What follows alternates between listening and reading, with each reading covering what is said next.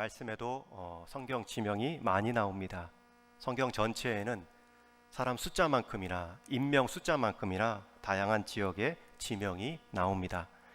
그래서 우리가 말씀을 읽을 때 사람 이름도 잘 알아야 되지만 지명도 잘 알아야 말씀을 보다 입체적으로 이해할 수 있습니다. 한 가지 말씀에 대한 이 지명에 대한 팁을 드리면 오늘 본문에도 여러 지역 이름들이 나오는데 끝에 갈라디아, 부르기아, 아자로 끝나는 대부분의 지명들은 넓은 범위를 뜻하는 지명입니다. 예를 들어 우리도 도자로 끝나는 지명, 경기도, 강원도, 충청도라는 지명들은 규모가 큰 영역을 가리키는 행정 표시이지요.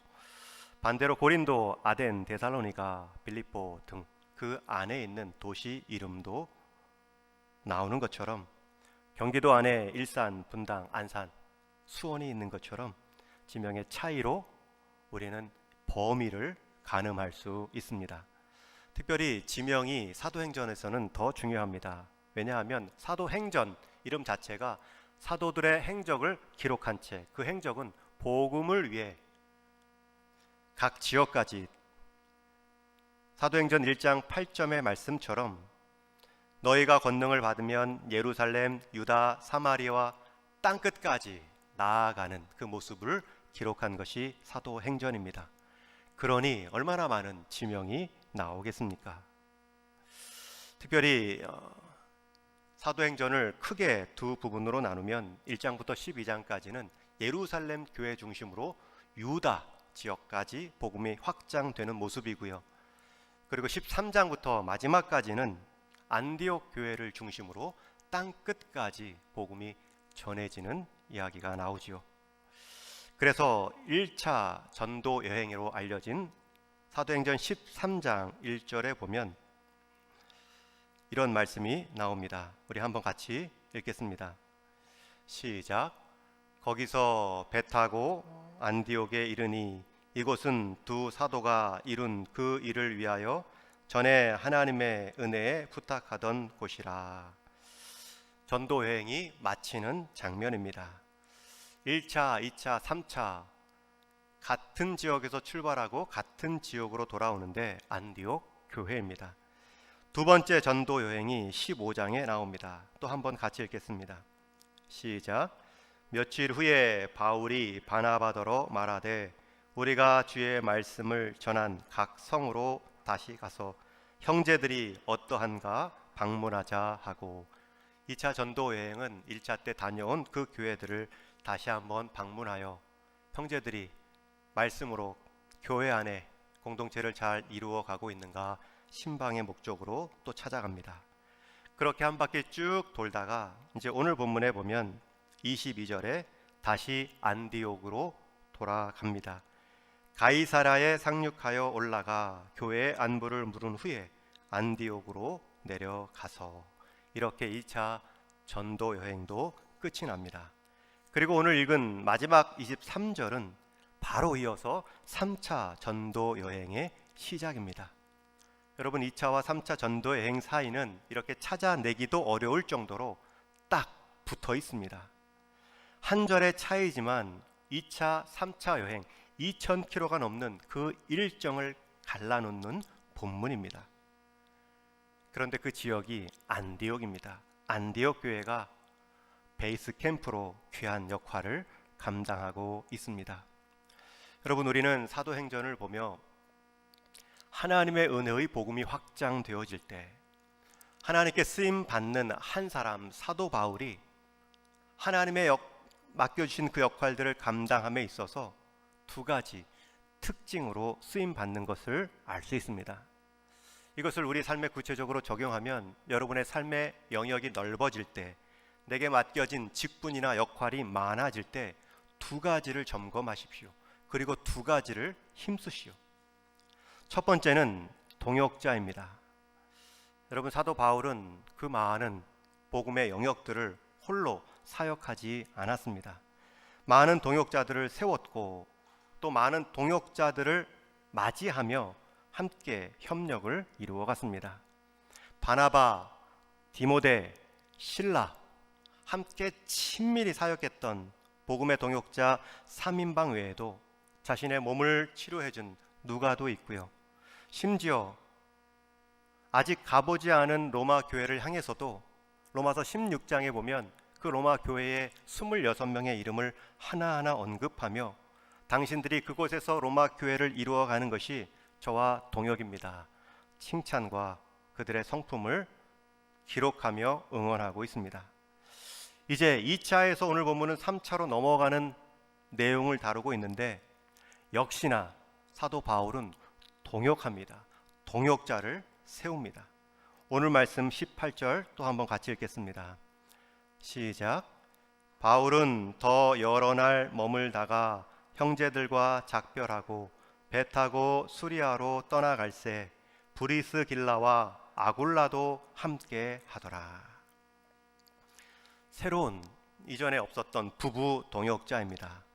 여러분, 사도 바울의 이 동역의 원리는 그 앞선 예수님의 사역의 원리입니다. 예수님도 12명의 제자들과 동역하셨습니다.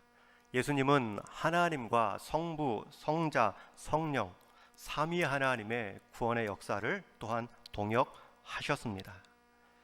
여러분, 우리가 새로운 일을 할 때 동역자를 살피십시오.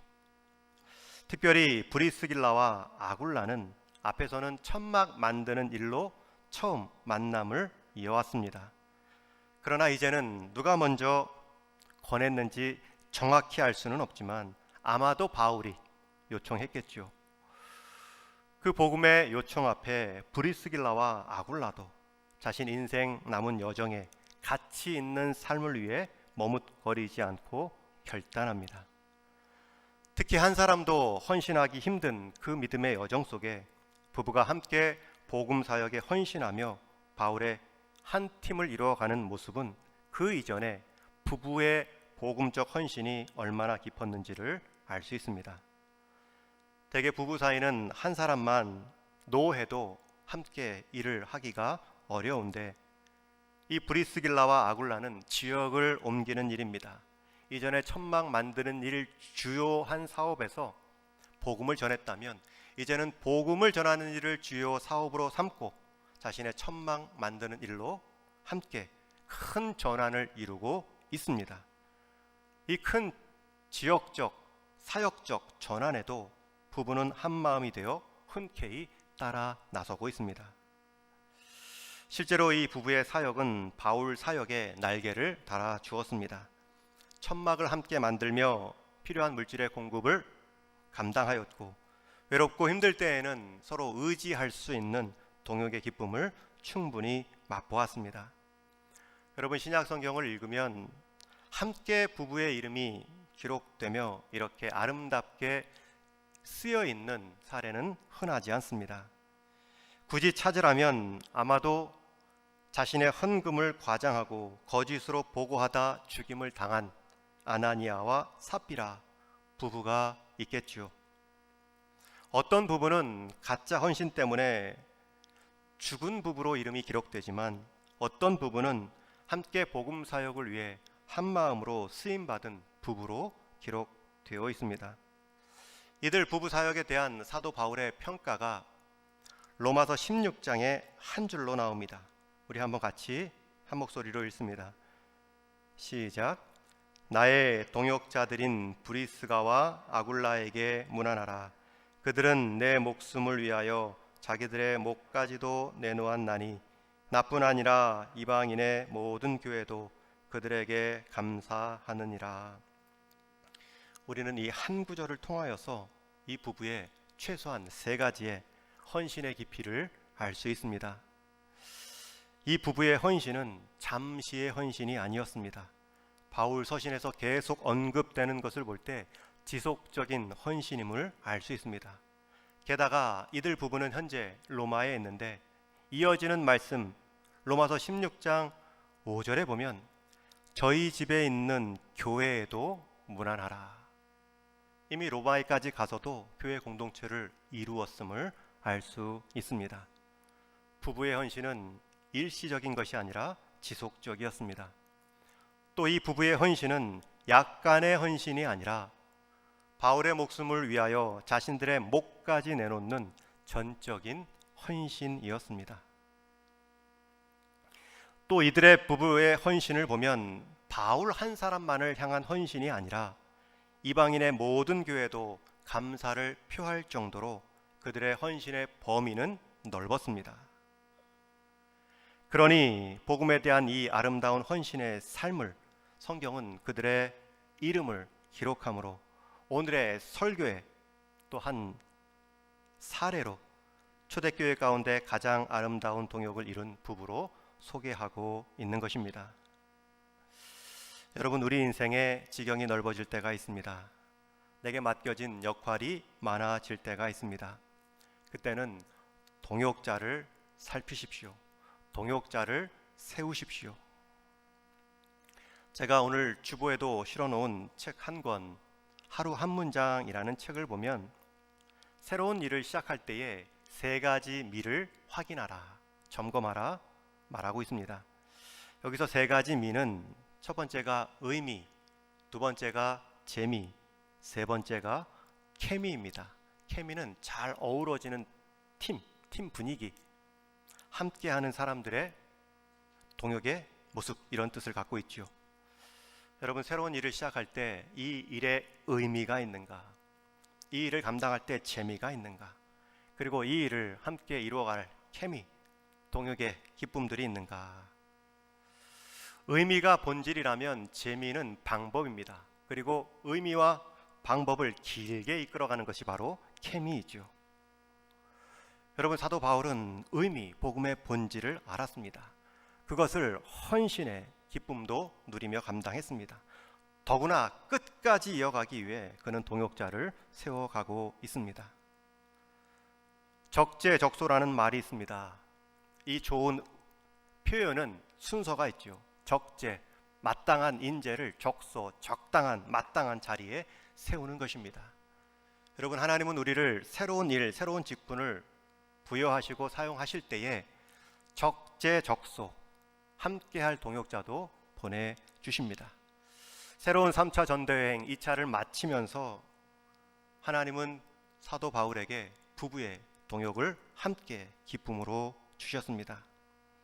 여러분들의 동역자는 누구십니까? 그리고 여러분들은 지금 누구에게 동역의 기쁨을 주고 계십니까? 사도 바울의 입장에서는 이 부부가 동역이었지만 이 부부의 입장에서는 사도 바울이 동역자입니다. 서로를 복되게 하고 서로를 범위에 합당한 역할을 감당하도록 힘을 주는 귀한 동역을 누리어 갔습니다. 여러분, 오늘 또 저와 여러분 함께 이 코로나 시기를 살아가며 예배 시간이든 코로나로 인해 예배 환경이 위축되어지던 간에 우리의 동역자된 예배의 모습은 서로에게 큰 힘을 줄 것입니다. 함께 회집하며 예배하는 우리 성도님들이 있는가 하면 또 온라인으로 삶의 자리에서 일상으로 예배를 확산시켜 나가는 여러분의 모습도 동역의 모습입니다. 함께 예배드리고 있구나, 함께 동역하고 있구나.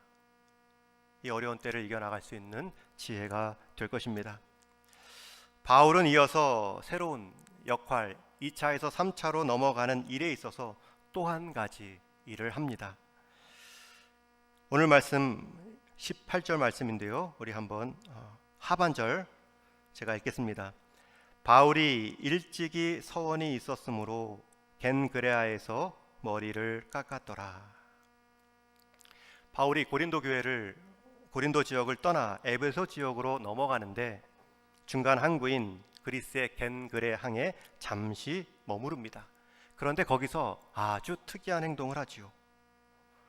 머리를 깎습니다. 그리고 깎은 이유를 바울이 일찍이 서원이 있었으므로, 서원 때문에 머리를 깎은 것이라 말하죠. 대개 성경학자들은 여기서 행한 바울의 서원을 나시린의 서원이다 말합니다. 나시린의 서원은 구약시대에 출생과 함께 자동적으로 서원적 삶을 살아야 했던 레위 지파 출신 이외에도 이스라엘 백성 중에는 누구나 일정한 기간 동안 하나님께 자기 몸을 들여 특별히 하나님을 섬깁니다 라는 뜻으로 머리를 기르는 그러한 나시린의 서약을 할 수 있었습니다. 그리고 나서 이제 어느 정한 시간이 다 되면 그 기간 동안에 드려진 삶을 결실을 보며 머리를 깎습니다. 그리고 나서 또 다른 서원을 이어갈 수 있지요. 물론 부모의 서원으로 자녀가 드려지는 경우도 있지만 아주 소수입니다. 그리고 그렇게 자른 머리는 성전으로 가서 함께 제물과 함께 번제로 드리는 예식이 바로 나시린의 서원 제도입니다. 그런데 그 서원의 형식은 나시린의 서원을 가져오고 있지만 나시린의 제도에 충실한 것도 아닙니다. 그저 머리 깎는 것으로 그치고요. 머리 잘린 그 머리칼을 성전으로 가 번제로 태우지도 않습니다. 여러분, 여기서 이 바울의 서원 몇 가지 특징이 있습니다.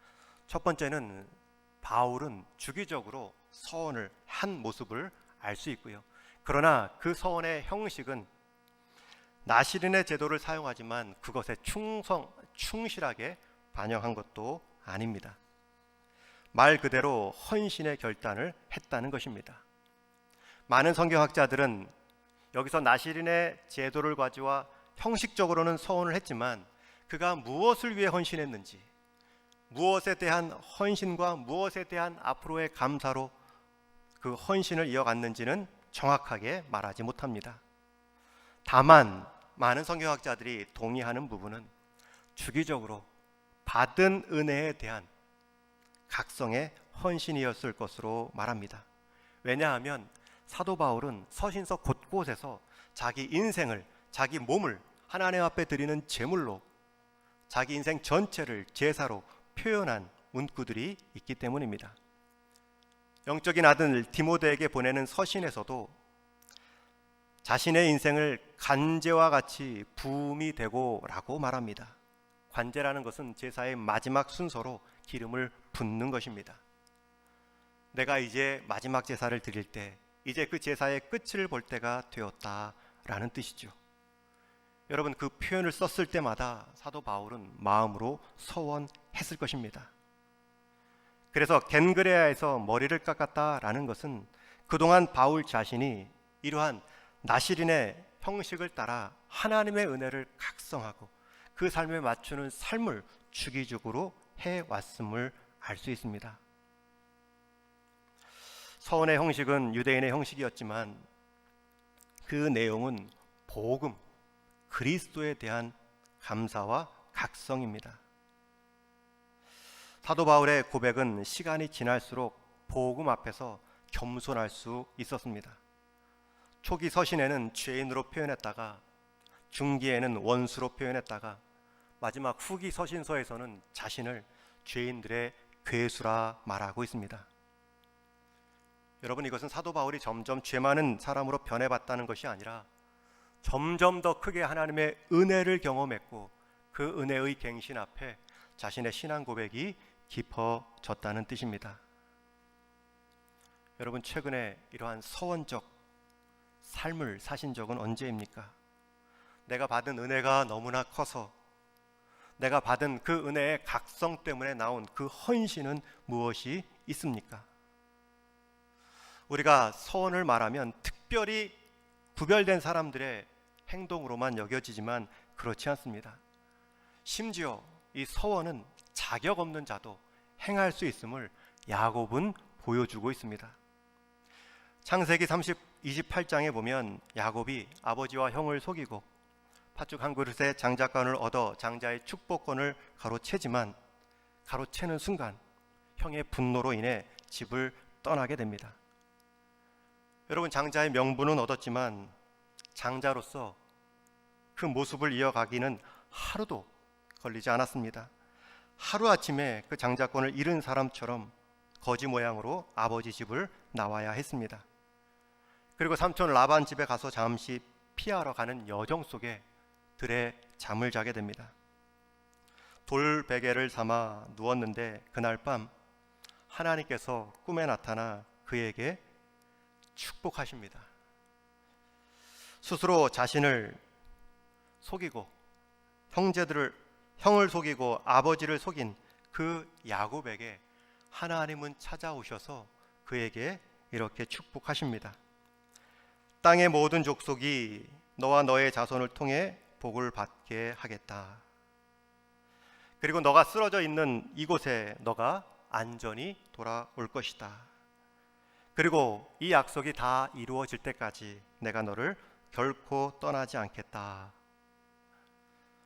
여러분, 하나님이 먼저 약속하십니다. 그가 구하지도 않았습니다. 야곱은 구할 자격도 없었습니다. 그럼에도 불구하고 하나님은 찾아오셔서 마치 서원하듯 그에게 약속해 주십니다. 뿐만 아니라 하나님은 실제로 그렇게 이루어 주셨지요. 야곱이 그 꿈을 깨고 그 약속의 말씀을 기억하며 일어나 하나님께 말합니다. 이곳은 다름 아닌 하나님의 집이요 이는 하나님의 하늘의 문이로다. 그리고 나서 야곱도 서원합니다. 창세기 28장 21절 이하의 말씀을 보면 세 가지를 서원합니다. 여호와께서 나의 하나님이 되실 것이요. 이제 하나님 한 분만 여기며 내 인생의 구원자로 여기며 살겠다라는 다짐입니다. 두 번째는 내가 기둥으로 세운 이 돌이 하나님의 집이 될 것이요 하나님을 위한 전을 짓겠다는 약속입니다. 세 번째는 내게 주신 모든 것에서 10분의 1을 내가 반드시 하나님께 드리겠습니다. 여러분, 이 하나님이 자격 없는 야곱에게 서원하듯 축복을 했는데 이 야곱도 그 축복을 받고 서원을 합니다.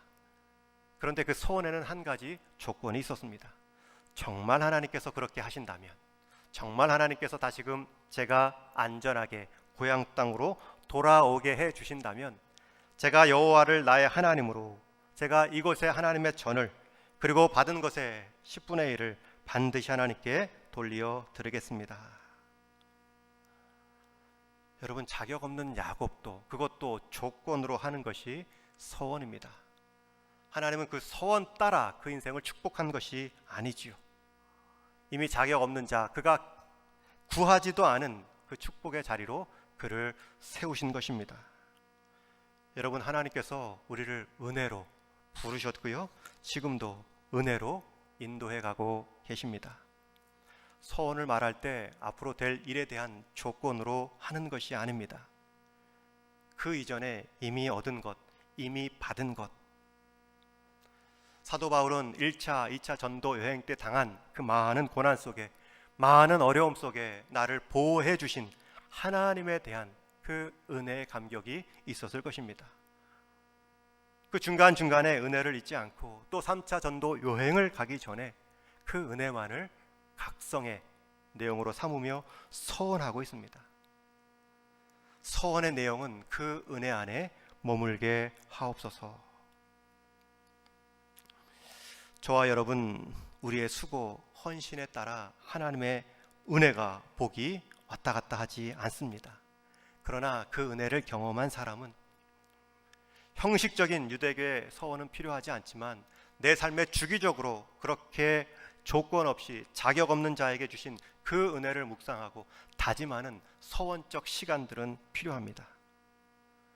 여러분, 이 코로나 시기에 얼마나 하나님의 받은 은혜, 하나님이 돌보시는 은혜를 묵상하고 우리의 서원적 삶을 드릴 수 있는 좋은 기회입니까? 우리가 나시린 제도를 똑같이 답습할 필요는 없습니다. 우리는 이미 그리스도를 영접한 순간 다 영적인 나시린이 되었기 때문입니다. 그리스도를 주인으로 모시며 사는 것, 그리스도 앞에 다시 설 때까지 그리스도를 닮아가는 삶으로 부름받았기 때문입니다. 구약의 나시린 서원 제도는 없어졌지만 우리에게 그 은혜의 각성으로 시작되는 서원적 삶은 여전히 필요합니다. 승부수라는 말이 있습니다. 바둑이나 장기에서, 스포츠 경기에서 승패를 좌우할 결정적인 수나 작전을 승부수라고 말합니다. 여러분, 살아오면서 승부수를 던지신 적은 없으신지요? 여러분, 지금 승부수를 던질 그 문제가 없으신지요? 망해가는 회사에서도, 어려움을 당한 가정에서도 승부수가 필요하고, 그 승부수를 통하여서 정면으로 돌파해가는 전략이 때로는 필요합니다. 우리 동인교회도 승부수가 필요하겠죠.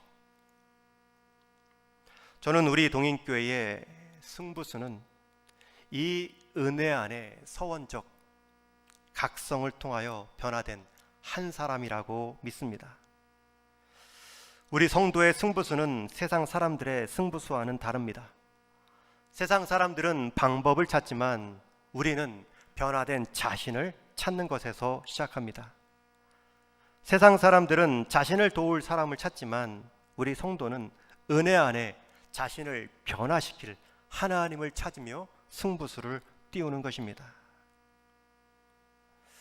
저와 여러분, 이 코로나 시기 때에 승부수를 던질 수 있는 때입니다. 하나님이 얼마나 우리를 귀하게 여기시면 이 코로나라는 상황을 통하여서도 나를 좀 주목하라, 내가 내게 베푼 은혜를 좀 기억하라 말씀하실까 생각합니다. 우리 동인의 여러 필요들도 보입니다. 여러 서원적 삶을 필요로 하고 있습니다. 주일학교 안에도 돌파구가 필요하고 이 지역을 섬기는 일에도 돌파구가 필요합니다. 저는 그 승부수가 바로 변화된 은혜의 각성으로 서원적 삶을 살기로 시작한 그 한 사람이라고 믿습니다. 저는 그 한 사람이 이 코로나 시기 가운데 우리 안에 많이 일어나기를 소원합니다. 이 코로나 기간 동안 비싼 이 수업료를 내면서 어떤 사람은 더 예배를 드리지 않는 기회로 삼을 수도 있고요. 어떤 사람은 일상에서도 더 깊이 예배를 심어 놓을 수 있는 기회로 삼을 수도 있습니다. 그 출발은 은혜의 각성입니다. 서원적 삶입니다. 그러한 야곱의 실수도 다 하나님은 받으시며 그의 소원을 이루어 주셨습니다. 여러분, 자격 없어 서원 못 하신다고요? 평생 못 하실 겁니다. 그러함에도 불구하고 그 서원적 삶을 고백해 하신 하나님의 은혜를 기억하며 다짐하는 것입니다.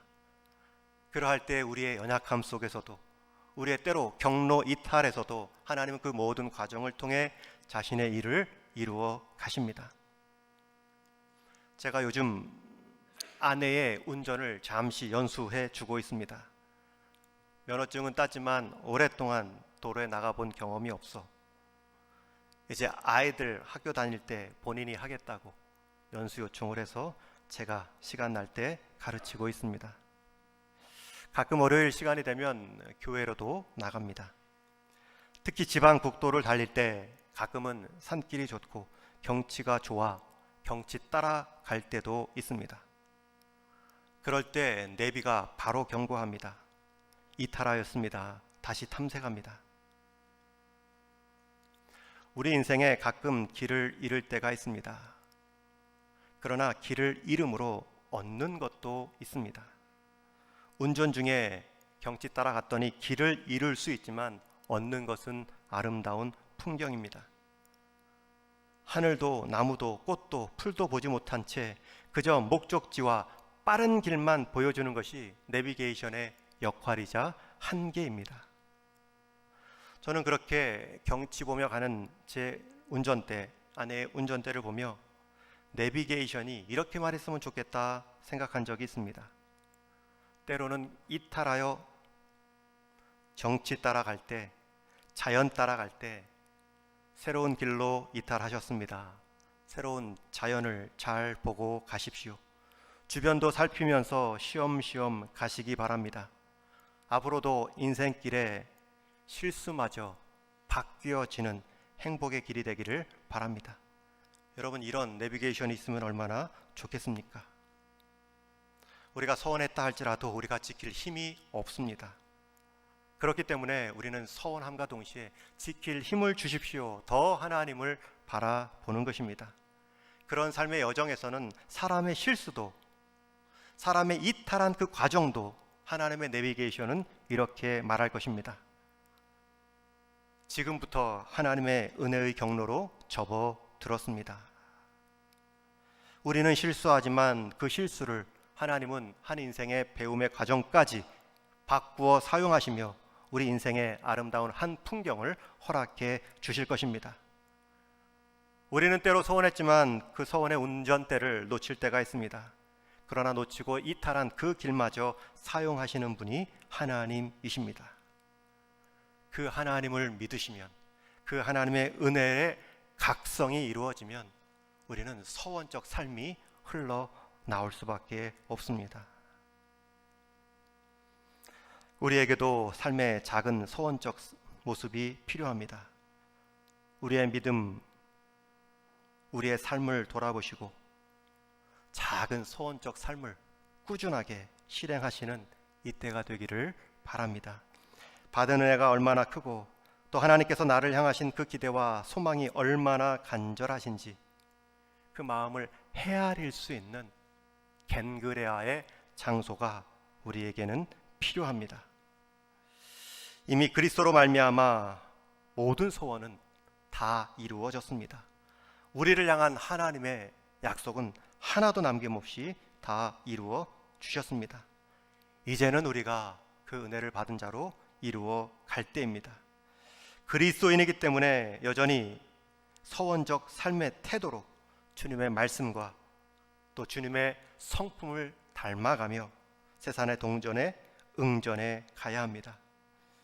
바라기는 머리카락을 깎지 않을지라도 우리 삶의 주기적인 서원의 장소, 은혜 각성의 장소로 쓰임받는 겐그레아를 내 인생 여정 곳곳에 세워 놓으심으로 우리의 실수마저도 사용하시는 하나님의 은혜의 운전하심을 보고 평생의 삶을 그렇게 쓰임받을 수 있는 우리 동인교회 되기를 주님의 이름으로 간절히 축원합니다.